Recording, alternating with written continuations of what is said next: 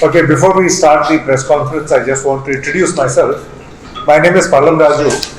I'm a former union minister. I've been Minister of State for Defence for 7 years under Mr. Pranab Mukherjee and under Mr. Antony for 6 years. 1 year with Mr. Pranab Mukherjee and 6 years under Mr. Antony. And I've also been the Cabinet Minister for Human Resource Development. That's for a year and a half. It's all in the UPA government.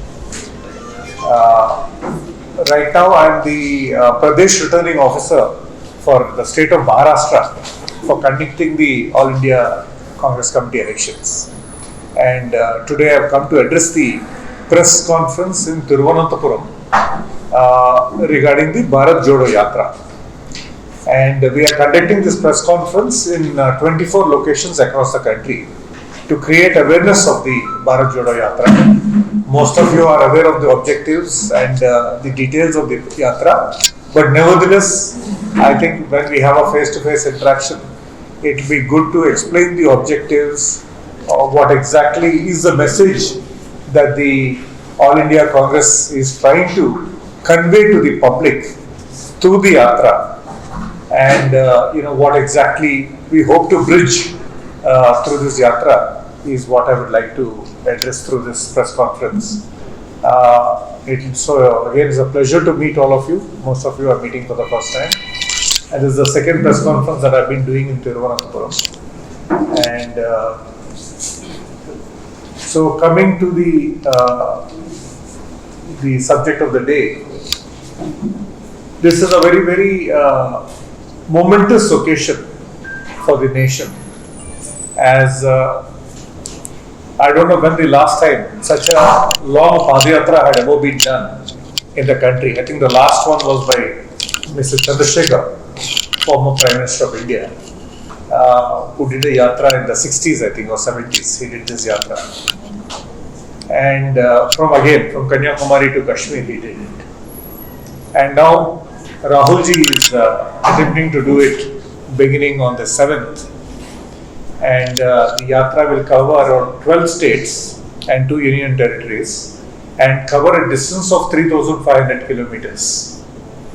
And the route has been, after considering several options, the route has been very, very meticulously planned, taking into consideration a number of things, keeping the geography of the country, because, crossing rivers or crossing forests, crossing hills, that will become a daunting challenge. So keeping the geographical features in mind, keeping security concerns in mind, the route of the yatra has been planned for 3,500 kilometers, and it will cover 12 states and 2 union territories.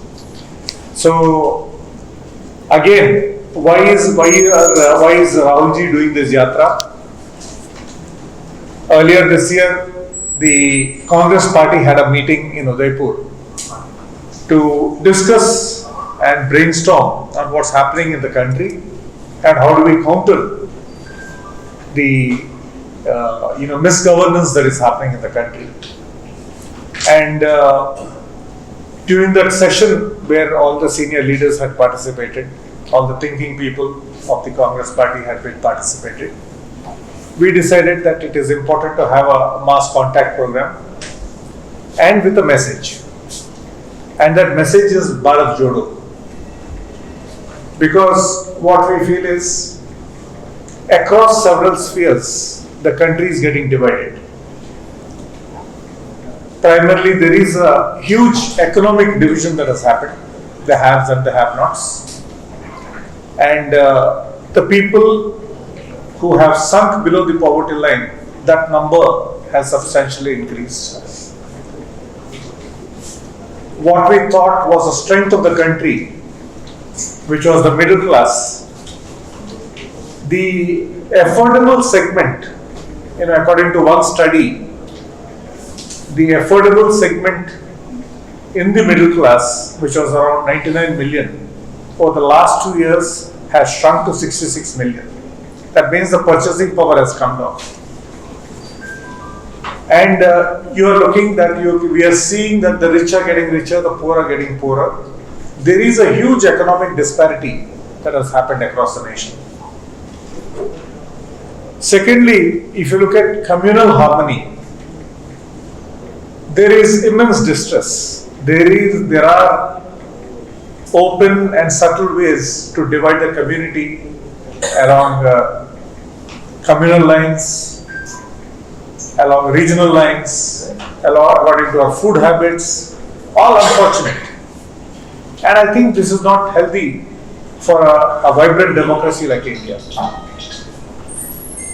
Thirdly, what is happening is the assumption of powers of autonomous institutions.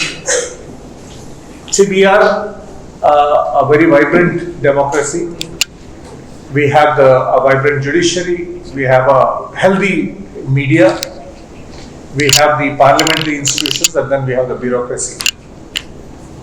But if you look at what has been happening over the last 8 years, the all these are autonomous bodies, and their independence is being encroached upon. I think the judiciary is getting pressurized. The election commission has become a rubber stamp of the government. And if you look at the rights of the media, I think there's coercion, there's threats. And it is unfortunate that every institution worth its name, even the RBI, is getting compromised. So we're not a functioning, healthy democracy anymore. And through this yatra, through this Bharat Jodo Yatra, the Congress party wants to highlight all this and seeks the people advice on the way forward. We are going to consult people. Rahulji will be talking to groups of people, interest groups, all throughout the Padayatra. And of course, he will be meeting the backbone of our nation, our farmers, our workers, our trade union people, our students across the country as he does the Padayatra, in order to seek their advice and also to tell them about what is happening in this country. So I hope that all of you here who have come will bless the yatra. There are several examples that we have seen of the misgovernance that is happening. If you look at the economic front, I think we are going through the highest unemployment rates in 45 years. This is a very unfortunate situation. The pandemic has definitely not helped the situation. Our spending capability has come down. Inflation is at an all-time high. Cooking gas, which used to be about 400 rupees 8 years ago, has gone up to 1150 rupees now. You've seen the prices of diesel and petrol. We are seeing how the prices of essential commodities have gone up. This is all affecting us. This kind of an inflation we have not seen before. And we are unfortunately also tampering with figures. We've seen when the National Survey Organization came out with this figure of the highest unemployment rate, it was not allowed to be published. This is the unfortunate situation we see today. And if you look at what's happening, there is a lot of bluster taking place, a lot of publicity taking place. I'll give you one small example. If you look at the current security of the situation today, I think we've never been so vulnerable as before. For over 2 years, China has been sitting across the line of actual control. They have apparently occupied about 2,000 square kilometers of our area. Just imagine the economic burden on the country of maintaining 50,000 troops on high alert across the line of actual control. This is the sad situation. The Prime Minister, Honorable Prime Minister, operationalized the Indian aircraft carrier the other day. Very proud movement for the country. Very proud that the capability of the Indian Navy has been enhanced. But then, every time something he does, he says that the previous government has not done anything. This is the unfortunate situation. This project started in 2002.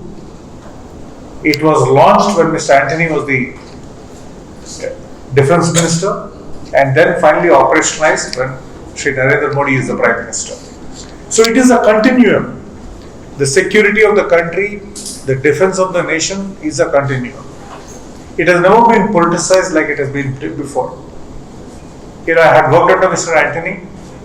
Every time there was an important issue or a critical issue that came up in Parliament, Mr. Antony would maintain a very, very dignified stance of saying the security of the country is a national responsibility. It is the responsibility of the government. It is the responsibility of the opposition. It is everybody's responsibility. And it is a continuum. Some projects are begun before us. Some projects begin with us. Some projects come after we go.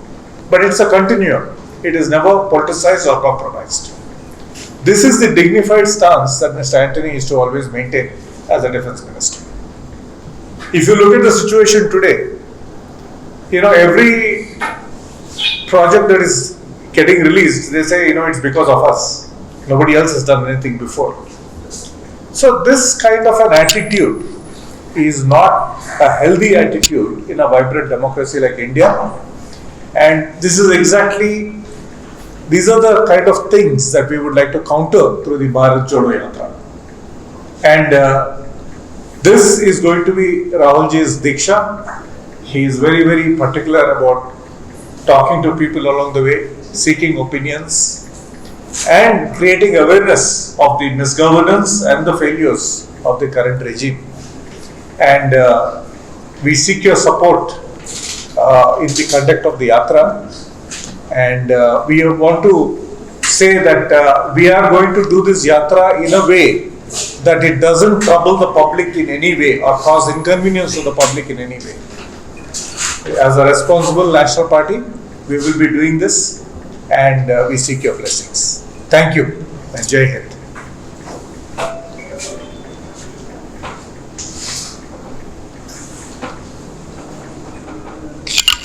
Anybody has any questions?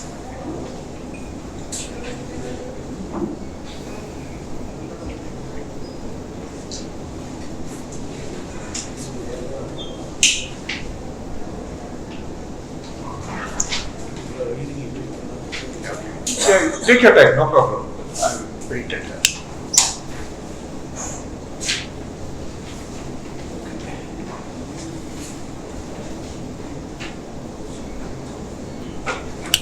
Pardon me? How the programs were the Yatra started in Toronto? Oh, that I think Suresh will be coming here. Mr. Podikunal Suresh, he is in charge of the program in Kerala. He will be able to give you more details. I think he should be joining in a little while. Details will be worked out in a minute's time. Yeah. It's being certain modifications according to the instructions. Talk. You want to say? Suresh job. Yeah. But I think quite a number of days have been devoted to Kerala. Similarly, quite a number of days have been devoted to Telangana, and quite a number of days have been devoted to Maharashtra. These are the three states where most of the days are going to, the Yatra is going to take place. And we have planned it in such a way that it is more or less a straight line from south to north. And like I said before, we have taken into consideration, geographical limitations and also security concerns in planning the route of the Yatra.